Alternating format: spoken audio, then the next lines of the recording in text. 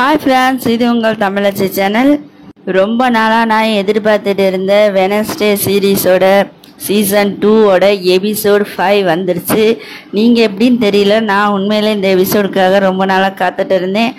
வாங்க சட்டுப்புட்டுன்னு இந்த எபிசோடு எப்படி இருக்குன்றதை பார்க்கலாம். இதுவரை பார்க்காதவங்க எபிசோடெலாம் டிஸ்கிரிப்ஷனில் லிங்க் கொடுத்துருக்கேன், அதை போய் பாருங்கள். அப்படி பார்த்துருந்தாலும் மறுபடியும் போய் பாருங்கள், அப்போ தான் உங்களுக்கு புரியும். வாங்க வீடியோக்குள்ளே போகலாம். இப்போ ஃபஸ்ட்டு எடுத்தவொடனே நம்ம ஹீரோயினி வெனஸ்டேவை தான் கட்டுறாங்க. மயக்கத்தில் இருக்காங்க. மயக்கம் தெரியணும் அப்படிங்கிறதுக்காக அவங்க அம்மா ஏதாவது ஒன்று வாசித்து காட்டுங்கன்னு டாக்டர் சொல்லியிருப்பாங்க போல். அதனால் இருள் கவிதைகள் அப்படிங்கிறத வாசித்து காட்டிகிட்டு இருக்காங்க. அப்போ அவங்க அப்பா எப்போ தான் நம்ம பொண்ணு கண் விழிக்க போகிறா அப்படின்னு யோசிச்சுட்டு இருக்கும்போது, சரி வாங்க 2 பேரும் வெளியே இருப்போம்னு சொல்லிட்டு அவங்க அம்மா அப்பா 2 பேரும் வெளியே போயிடுறாங்க. இப்போ கொஞ்ச நேரம் கழிச்சு சடனாக நம்ம ஹீரோயினி கண் விழிக்கிறா. கண் விழித்து பார்த்தா எய்த்தாப்பில் நர்ஸாக இருக்க ஒருத்தவங்க நர்ஸாக இருக்காங்க. யாருன்னு பார்த்தா அவங்க போன எபிசோடில் இறந்துருப்பாங்க இல்லையா பிரின்ஸிபல், அந்த பிரின்ஸிபல் தான் இப்போ நர்ஸாக நின்றுட்டு இருக்காங்க.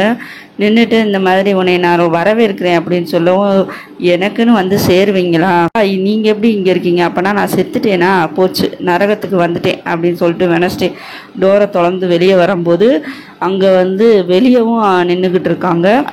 நீ நரகத்துக்கெலாம் ஒன்றும் வரலை, நான் வந்து உனக்காக வந்திருக்கேன் அப்படின்னு சொல்லுவோம். நீங்கள் எனக்கு வந்திருக்கீங்களா, எதுக்கு அப்படின்னு கேட்கும்போது, நான் தான் உன்னோட புது ஸ்பிரிட் கைடு அப்படின்னு சொல்கிறாங்க. சொன்னோடனே அதுக்கு வாய்ப்பே கிடையாது, ஸ்பிரிட் கைடாக இருக்கிறவங்க கண்டிப்பாக என்னோட சொந்தக்காரவங்களாக தான் இருக்கணும், நீ ஒன்றும் சொல்லாத, நான் ஒரு வகையில் பார்த்தா உனக்கு சொந்தக்காரவங்க தான் அப்படின்னு அந்த டீச்சர் சொல்கிறாங்க. சொன்னோன்னையும், நீங்கள் செத்ததுக்கப்புறமாச்சும் என்னை விடுவீங்கன்னு பார்த்தேன், இப்போயும் என்னை தொல்லை பண்ணுறீங்க, நீ நிறைய குறும்பு பண்ணியிருக்க, அதில் நான் உனக்கு சிலதை சொல்கிறேன் அப்படின்றாங்க. என்னன்னு பார்த்தா ஃபஸ்ட்டு குறும்பு, நீ உனக்குள்ளே கிடச்ச அந்த பவரு, நம்ம வெனஸ்டேக்கு ஒரு பவர் இருக்கும் இல்லையா, ஒருத்தவங்கள தொட்டாங்கன்னா அவங்க எப்படி இருக்காங்க அப்படின்ற அந்த பவர், அதை இழந்துட்டாலாம்.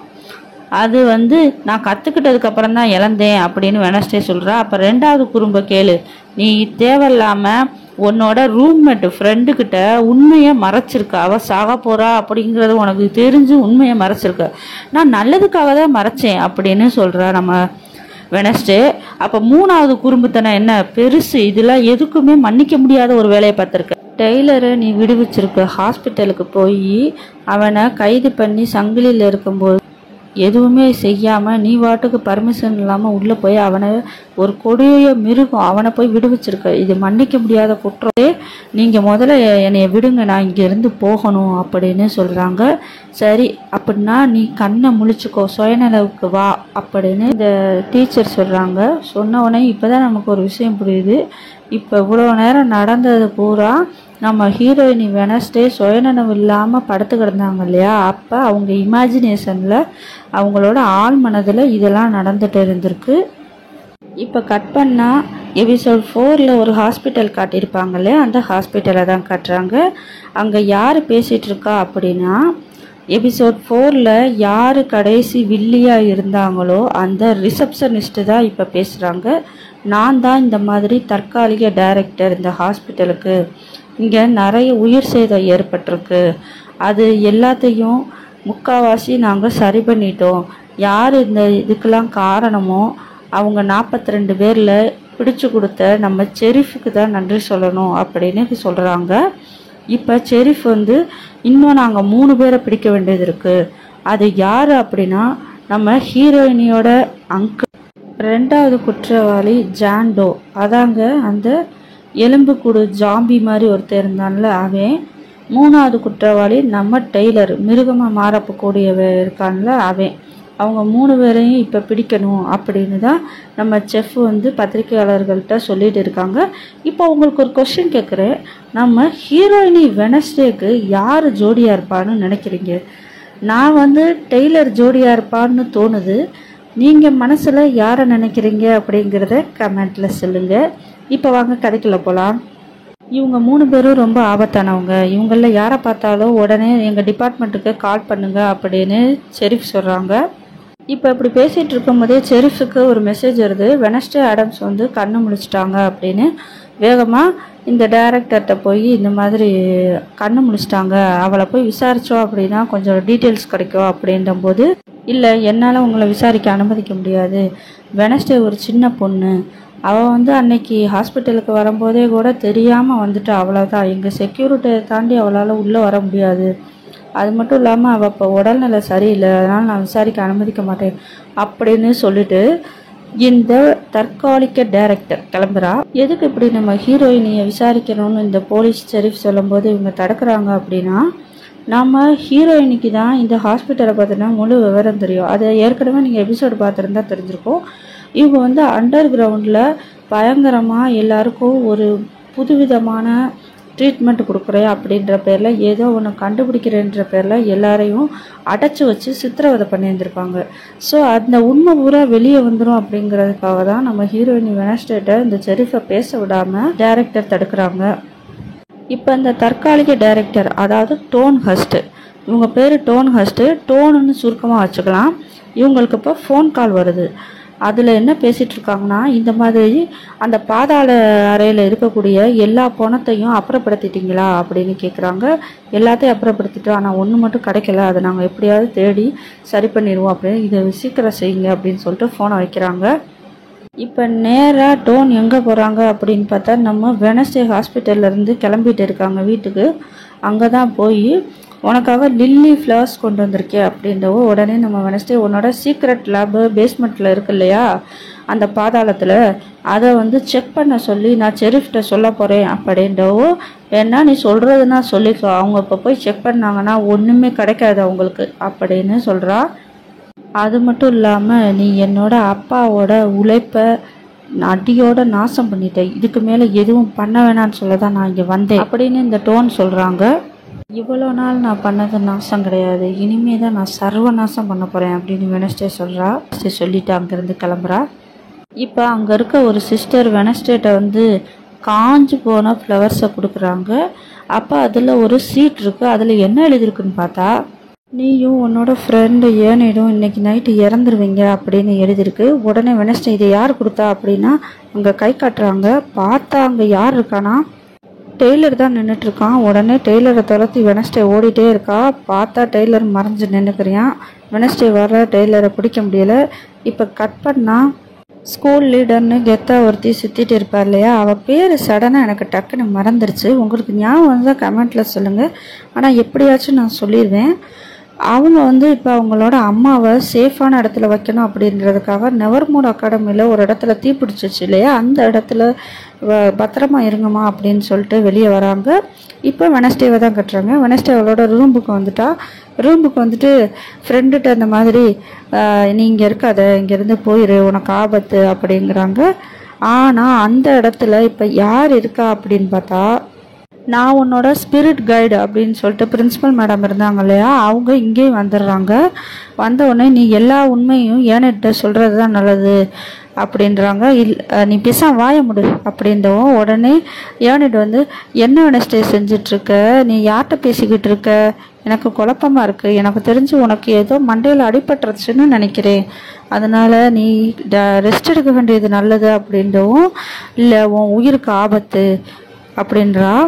யாரால் எனக்கு ஆபத்து, அந்த டெய்லர் வந்துட்டான் மறுபடியும். என்னது, அப்போ நீ டெய்லரை பார்த்தையா அப்படின்னு. ஆமாம், இங்கே தான் இருக்கியா, உனக்கு உயிருக்கு ஆபத்து, முதல்ல நீ இங்கேருந்து கிளம்பு அப்படின்னு வெனஸ்டே சொல்கிறா. ஆனால் ஏனிடு வந்து எதையுமே கேட்குறாப்புல தெரியல. நான் அப்படின்னா ரொம்ப பலவீனமானவன் நீ நினைக்கிறியா, அதனால தான் நீ துரத்து விடணும்னு நினைக்கிறியா, சரி நான் இங்கேருந்து போகிறேன், நீ என்ன தான் வெனஸ்டேவாக இருந்தாலும் சரி, ஆனால் உன்னால் தனியாக எதையுமே செஞ்சிட முடியாது, என்னோட உதவி உனக்கு தேவைப்படும் அப்படின்னு சொல்லிட்டு கோவமாக அந்த ஃப்ரெண்டுக்காரி அங்கேருந்து கிளம்பிடுறா. இப்போ அந்த டீச்சரை பார்த்து வெனஸ்டே, நீங்கள் தயவு செஞ்சு இங்கேருந்து விலகியே இருங்க, என் பின்னாடியே வராதிங்க அப்படின்னு சொல்லிட்டு கிளம்பிடுறா. இப்போ கட் பண்ணால் புது பிரின்சிபல் இருப்பாங்க இல்லையா, அவங்க இந்த மாதிரி நம்ம நெவர்மூட் அகாடமியில் நமக்கு முன்னாடி வாழ்ந்த பெரியவங்களுக்கு மரியாதை செலுத்துகிற விதமாக, அவங்க இறந்தவங்களுக்கு ஆத்மாவுக்கு ஒரு சாந்தி கொடுக்குற விதமாக ஒரு நிகழ்ச்சி நடக்க போகுது அப்படின்னு சொல்கிறாங்க. இப்போ வெனஸ்டே வந்து இதெல்லாம் பார்த்துட்டு இருக்கும்போது பக்கத்துலேயே அந்த பழைய பிரின்சிபல் இருக்காங்க இல்லையா, அவங்க கேட்குறாங்க யார் இந்த கோமாளி அப்படின்னு. அவன் தான் இப்போ வந்திருக்க புது பிரின்சிபல் அப்படின்னு வெனஸ்டே சொல்கிறாங்க. இல்லையே, நான் வந்து இவங்களை எதிர்பார்க்கலையே வரணும்னு, இது எனக்கு ஏதோ தப்பாக தெரியுது அப்படின்ற மாதிரி இந்த பிரின்சிபல் சொல்கிறாங்க. இப்போ வெனஸ்டே டக்குன்னு போய் புது பிரின்சிபல்கிட்ட இந்த மாதிரி ராத்திரி வைக்கிற ஃபெஸ்டிவலை நீங்கள் கேன்சல் பண்ணுங்கள், டெய்லர் இன்னும் உயிரோட தான் இருக்கான் அப்படிங்கிறத சொல்கிறா. ஆனால் செரிஃப் சொல்லியிருக்காங்க இல்லையா அவன் ஓடிட்டியான் அப்படின்னு. அதெல்லாம் ஒன்றும் ஓடலை, அவன் கண்டிப்பாக இங்கே வருவான் அப்படின்னு வெனஸ்டே உறுதியாக சொல்கிறா. உன்னோட கவலை எனக்கு புரியுது வெனஸ்டே, ஆனால் அதுக்காக என்னால் ப்ரோக்ராமை கேன்சல் பண்ண முடியாது. ஏன்னா நிறைய டோனர்ஸ் வரப்போகிறாங்க. அவங்க இந்த ப்ரோக்ராமை பார்த்துட்டு தான் நம்ம நவர்மோட் அகாடமிக்கு நிறைய ஃபண்டை கொடுக்க போகிறாங்க. அதனால் என்னால் கேன்சல் பண்ண முடியாது அப்படின்னு உறுதியாக இந்த புது பிரின்சிபல் சொல்லிடுறான். இந்த ஃபண்டு கொடுக்க வரவங்க இங்கே நடக்கிற ப்ரோக்ராமை ஒன்றும் பார்க்க போகிறது கிடையாது. அந்த டெய்லர் எல்லாரையும் பிச்சு போட போகிறான், அதைத்தான் பார்க்க போகிறாங்க அப்படின்றவும். ஒருவேளை அந்த டெய்லர் உண்மையிலே இங்கே வருவான் அப்படின்னா இவ்வளோ பேர் நம்ம இருக்கோம்ல, அவனை சமாளிச்சிட மாட்டோமா என்ன அப்படின்னு இந்த டீச்சர் சொல்கிறாங்க. இப்போ கட் பண்ண வெனஸ்டேயோட தம்பியை தான் கட்டுறாங்க. அவங்க தம்பி ரொம்ப சேடாக உட்காந்துருக்காங்க. அப்போ வெனஸ்டேயோட அப்பா நீ எதுக்கு இவ்வளோ கவலையாக உட்காந்துருக்கான்னு எனக்கு தெரியும், உங்களுக்கு ஒன்றும் தெரியாதுப்பா, ஏன்னா நான் என்னோட பெட்டை ரொம்ப மிஸ் பண்ணுறேன் அப்படின்றாங்க. யாரை பெட்டுன்னு சொல்கிறான்னு தெரியுதாங்க. அதான் மொதல் எபிசோடில் அந்த ஜாம்பியை உயிர்ப்பிக்க வச்சுட்டு உட்காந்துருப்பா இல்லையா அந்த எலும்புக்கூடு மனுஷன், அவன் காணாம போயிட்டான் அப்படின்னு சொல்லிட்டு ரொம்ப ஃபீலிங்கில் உட்காந்துருக்கான். அதுக்கு அவங்க அப்பா இந்த மாதிரி நீ ரொம்ப வருத்தப்படுறன்னு எனக்கு தெரியுது, ஆனால் அது சாதாரண பெட்டு கிடையாது, அது ஒரு ஜாம்பி மாதிரி, அது நீ எப்படி தான் பாசத்தை காட்டி வளர்த்தாலும் அது இப்படி தான் இருக்கும், அதோட பசியை உன்னால் போக்க முடியாது அப்படிங்கிறான். அதுக்கு இல்லை, அது சின்ன தப்பு பண்ணியிருந்திருக்கலாம், ஆனால் அது உண்மையிலே ஒரு நல்ல பெட், அதை நான் ரொம்ப ஆசையோடு வளர்த்தேன் அப்படின்றவும். உன்னோட அங்கிளும் இது மாதிரி தான் ஒரு பெட்டை வளர்த்தாங்க, ரத்த காட்டேரிய, அந்த ரத்த காட்டேரிக்கு எவ்வளவுதான் ரத்தத்தை கொடுத்தாலும் பசி அடங்கலை, அது மாதிரி தான் நீ வளர்த்துக்கிட்டு இருந்த இந்த ஜாம்பியும் அப்படின்னு அவங்க அப்பா சொல்லி புரிய வைக்கிறாங்க. ஆனால் இந்த லூசு பயலுக்கு புரியவே மாட்டேங்குது. நம்ம பெட்டு காணாமல் போயிடுச்சு, யாராவது பார்த்தாங்கன்னா நம்ம பெட்டை கொண்டுருவாங்க அப்படின்னு யோசிச்சுட்டு இருக்கான். உடனே அவங்க அப்பா வேற வழி இல்லாமல் சரி உன்னோட அந்த ஜாம்பியை எங்கே இருக்கான் அப்படின்றதுக்கு கண்டுபிடிக்கிறதுக்கு நான் உதவுறேன் அப்படின்னு முடிவு பண்ணுறாங்க. இப்போ கட் பண்ணால் ஒரு ஃபாரஸ்ட் ஆஃபீஸரை தான் கட்டுறாங்க.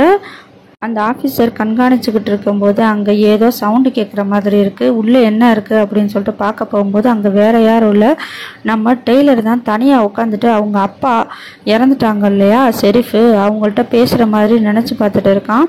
அவங்க அப்பா மறுபடியும் நீ ஜெயிலுக்கு போ அப்படின்னு கூப்பிட்ற மாதிரியும் இவன் என்னால் போக முடியாது அப்படின்னு கத்திட்டு இருக்கான்.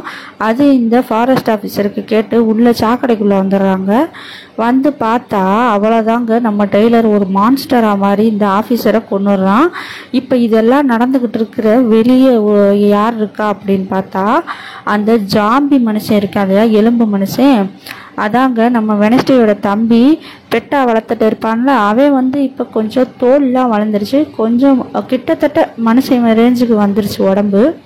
ஆனால் அவனுக்கு பசிக்குது, அதனால நம்ம டெய்லர் கொன்ன அந்த ஆஃபீஸரை தின்னுட்டு இருக்கான். இப்போ திரும்ப கட் பண்ணால் நம்ம வெனஸ்டேவை தான் கட்டுறாங்க. வெனஸ்டே ஏதோ புக்ஸ் எடுத்து பார்த்துட்டு இருக்கா. அப்போ மியூசிக் டீச்சர் வெனஸ்டே எப்படி இருக்கு, உன் உடம்பு இப்போ பரவாயில்லையா, ஹாஸ்பிட்டல்லேருந்து வந்ததுக்கப்புறம் ரெஸ்ட் எடுக்க வேண்டியதானே அப்படின்னு பேசிகிட்டு இருக்காங்க. உடனே வெனஸ்டே மியூசிக் டீச்சர்கிட்ட ஒன்றும் இல்லை, இந்த மான்ஸ்டர் இருக்கான் இல்லையா டெய்லர், அவன் அவங்களுக்கு பயிற்சி கொடுத்த அந்த லேடியவே கொண்டிருக்கான், கொன்று தான் ஜெயிலேருந்து அந்த ஹாஸ்பிட்டல்லேருந்து தப்பிச்சு போயிருந்திருக்கான். ஸோ இப்போ அவனோட மனநிலை எப்படி இருக்கும் அப்படின்னு வெனஸ்டே கேட்கவும் அந்த மியூசிக் டீச்சர் இந்த மாதிரி மான்ஸ்டராக இருக்கிறவங்களுக்கெல்லாம் ட்ரெயின் பண்ணுறதுக்குன்னு ஒருத்தவங்க இருப்பாங்க, ஆனால் அவங்களையே இந்த மான்ஸ்டர் கொன்னதான் நான் கேள்விப்பட்டதில்லை, ஆனால் இதுதான் முதல் தடவை அது மாதிரி நடந்திருக்கு.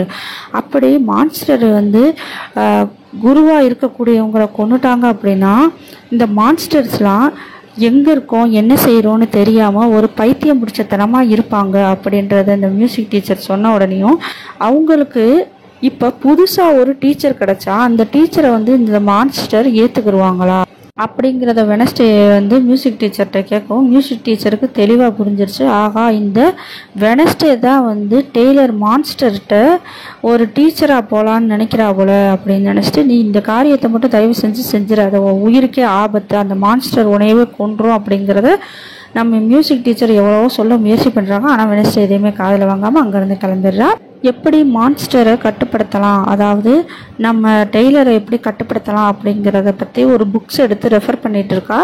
இப்போ அங்கே அதே இடத்துல பழைய அந்த நெவர்மோர் அகாடமியோட பிரின்சிபலும் இருக்காங்க. அவங்க வந்து இந்த மாதிரி நீ என்ன பார்த்துட்டு இருக்க அப்படின்னு கேட்குறாங்க. நான் உன்கிட்ட சொல்ல முடியாது அப்படின்னு சொல்லும்போது அவங்க அம்மா வந்து யார்கிட்ட வெனஸ்டே பேசிகிட்டு இருக்க, ஒன்றும் இல்லைம்மா நான் சும்மா தான் இருக்கேன் அப்படின்றாங்க. எனக்கு என்னவோ நம்ம 2 பேரை தவிர இங்கே யாரோ இருக்க மாதிரியே தோணுது அப்படின்னு சொல்லிட்டு இருக்காங்க அவங்க அம்மா. அப்போ டக்குன்னு இந்த பழைய பிரின்சிபல் என்ன பண்ணிடுறாங்கன்னா அவங்களோட புக்கை வந்து அவங்க அம்மா பக்கம் திருப்பி வச்சிடுறாங்க. திருப்பி வச்சோன்னே அவங்க அம்மா பார்த்துட்டு, நீ எதுக்கு இதெல்லாம் பார்த்துட்ருக்க வெனஸ்டே அப்படின்றவும், நீங்கள் உங்கள் வேலையை பாருங்கம்மா, நீ வந்து டெய்லரை நெருங்குறது ஆபத்து, நீ இது மாதிரி செய்யாத அப்படின்னு சொல்கிறாங்க. ஆனால் வெனஸ்டே எதையுமே கேட்காம அந்த புக்கை எடுத்துகிட்டு அங்கேருந்து கிளம்பிடுறா. இப்போ கட் பண்ணால் நம்ம ஹீரோயினியோட ஃப்ரெண்டு ஏனிட தான் கட்டுறாங்க. ஏனிட் வந்து வீட்டுக்கு கிளம்பலாம் அப்படின்னு முடிவு பண்ணிட்டு இருக்கும்போது அவளுக்கு ஒரு யோசனை வருது.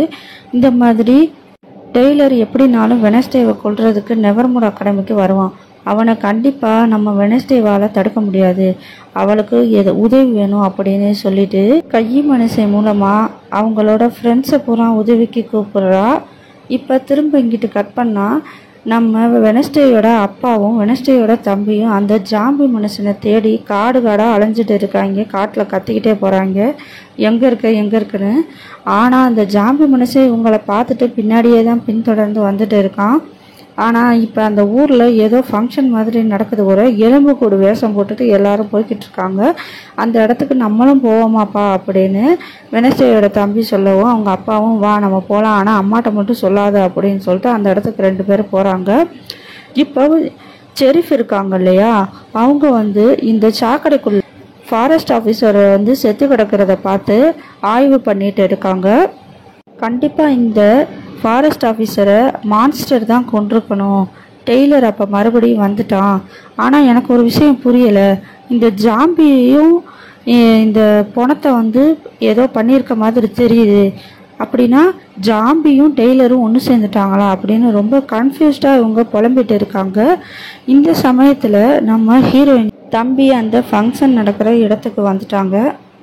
இப்போ அந்த ஜாம்பியும் இவங்க பின்னாடி தான் வருது, ஆனால் இவங்க அதை கவனிக்கவே இல்லை. இப்போ கட் பண்ண நம்ம ஹீரோயினை தான் கட்டுறாங்க. ஹீரோயின் இன்னும் சோர்ந்து போகாமல் எப்படி நம்ம டெய்லரை கட்டுப்படுத்தலாம், நம்ம கண்ட்ரோலாக வச்சுக்கிற முடியும், ஒரு மான்ஸ்டரை எப்படி நம்ம ஒரு டீச்சர் மாதிரி கண்ட்ரோல் பண்ண முடியும், ஏற்கனவே இருந்த டீச்சர் எப்படி கண்ட்ரோல் பண்ணாங்க அப்படிங்கிறத ஃபுல் டீட்டெயில்ஸை படிச்சுட்டு இருக்கா. அது மட்டும் இல்லாமல் வெனஸ்டேயோட ஃப்ரெண்டு ஏனிட இந்த மான்ஸ்டர் கொல்றதுக்கு முன்னாடி நம்ம தடுத்தே ஆகணும் அப்படிங்கிறத யோசிச்சுட்டு இருக்கும்போது அந்த இடத்துக்கு மறைஞ்சு வருவா இல்லையா வெனஸ்டேயோட இன்னொரு ஃப்ரெண்டு.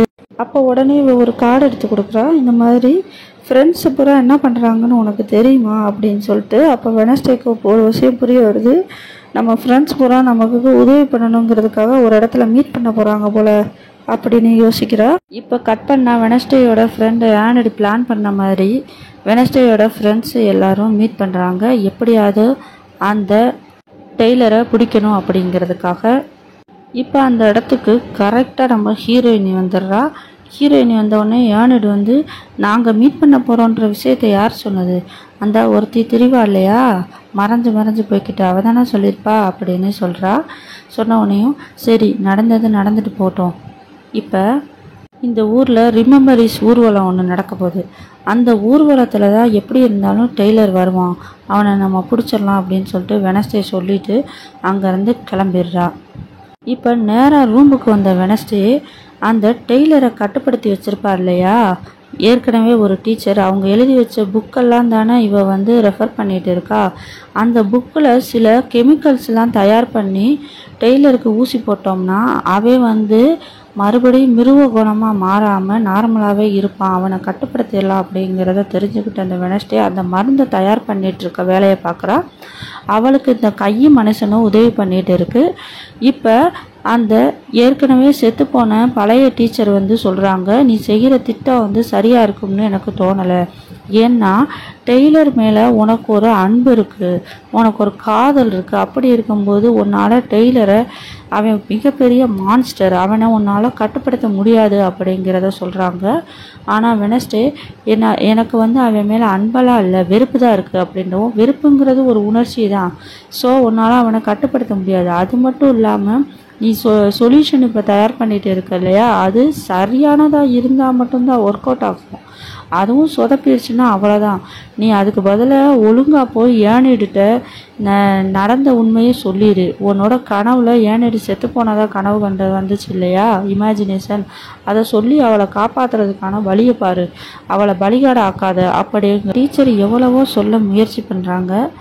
அந்த டெய்லர் மான்ஸ்டர் வந்து அவங்க கட்டுப்படுத்தின தான்ஹிலையே கொண்டிருக்கான் அப்படின்னா நீலாம் எம்மாத்திரம், உன்னை ஈஸியாக கொன்றுவியான், அதனால் நீ கவனமாக இருன்றத. ஆனால் வெனஸ்டே எதையுமே கேட்கல.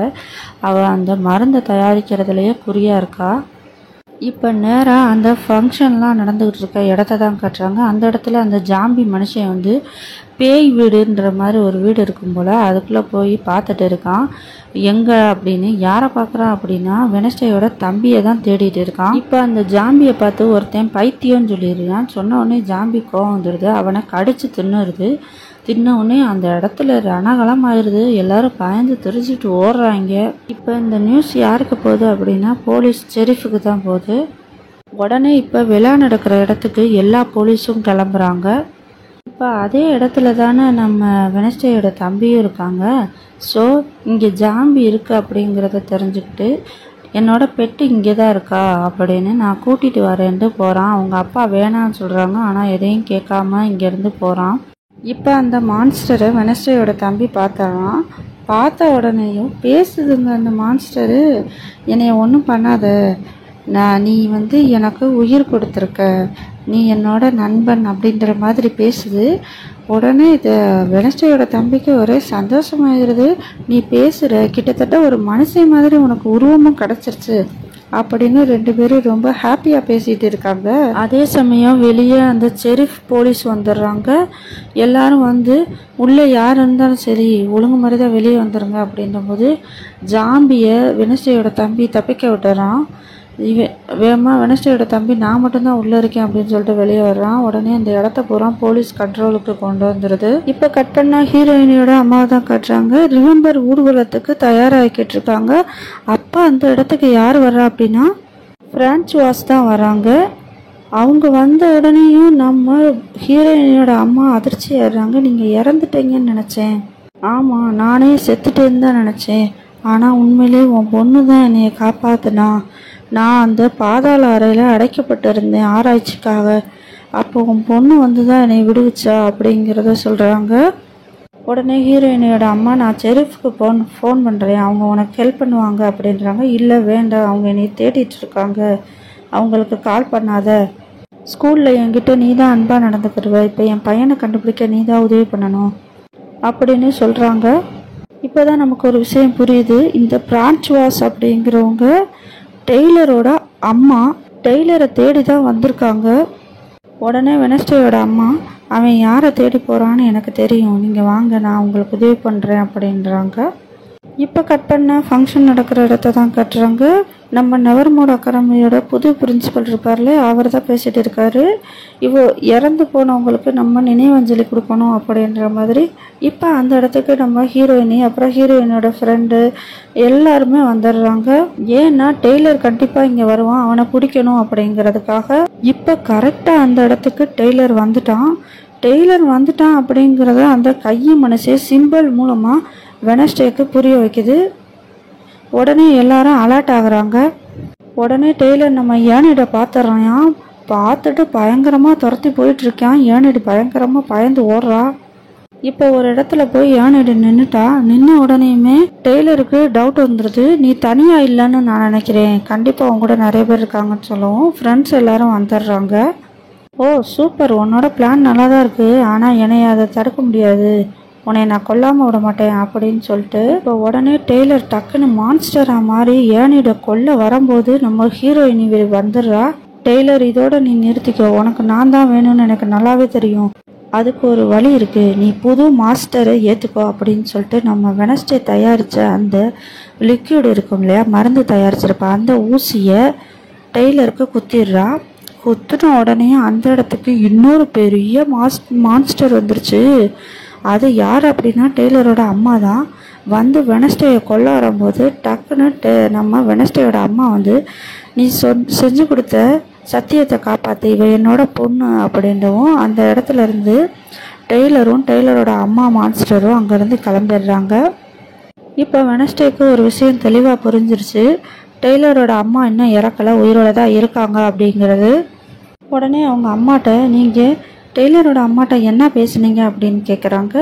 அதுக்கு வெனஸ்டேயோட அம்மா இந்த மாதிரி டெய்லரை அவங்க அம்மா நெவர்மோட் அகாடமியிலேருந்தோ இங்கே இருந்தோ கூட்டிகிட்டு போயிடுறேன்னு வாக்கு கொடுத்துருக்காங்க. நீங்கள் ஒரு மான்ஸ்டர் பேச்சையா நம்புறீங்க, நான் ஒரு தாயோட பேச்சை நம்புகிறேன், அவங்க மகனோட உயிரை காப்பாற்றணுங்கிறதுக்காக கண்டிப்பாக டெய்லர் அங்கேருந்து கூட்டிகிட்டு போயிடுவாங்க அப்படிங்கிறத வெனஸ்டேயோட அம்மா சொல்கிறாங்க. இப்போ கட் பண்ணால் நம்ம டெய்லரையும் டெய்லரோட அம்மாவையும் தான் கட்டுறாங்க. அவங்க நார்மலான உருவத்துக்கு வந்துடுறாங்க. வந்தோடனே டெய்லருக்கு ரத்தக்கரையெல்லாம் இருக்குது, அதெல்லாம் கழுவி விட்டுட்டு மருந்து போட்டுட்ருக்காங்க அவங்க அம்மா. இப்போ அவங்க 2 பேரும் இங்கேருந்து கிளம்பிடுவாங்களா இல்லை வேறு ஏதாவது ஒரு பிளானில் இருக்காங்களா அப்படின்னு சொல்லிட்டு நம்ம வெனஸ்டே யோசிச்சுட்டு இருக்கா. இப்போ டக்குன்னு நம்ம ஏனிடு டான்ஸ் ஆடிக்கிட்டு இருந்தவ திடீர்னு உல்ஃபா மாறி பயங்கரமாக அங்கேருந்து ஓடி போய் ஊன்னு ஊழிட்டுக்கிட்டு இருக்கா. இதை வந்து அந்த மியூசிக் டீச்சர் பார்த்துட்டு இருக்காங்க. இந்த பக்கத்து நாடானா அந்த ஜாம்பி மனுஷன் இருக்கான் இல்லையா, அவன் வந்து ரிசப்ஷனிஸ்ட் இருந்தா இல்லையா ஏற்கனவே, அதாங்க டோன் தற்காலிக டைரக்டர்னு இருப்பாளே, அவளை பார்த்து பேசிகிட்டு இருக்கான். இதோட இந்த எபிசோட முடிக்கிறாங்க.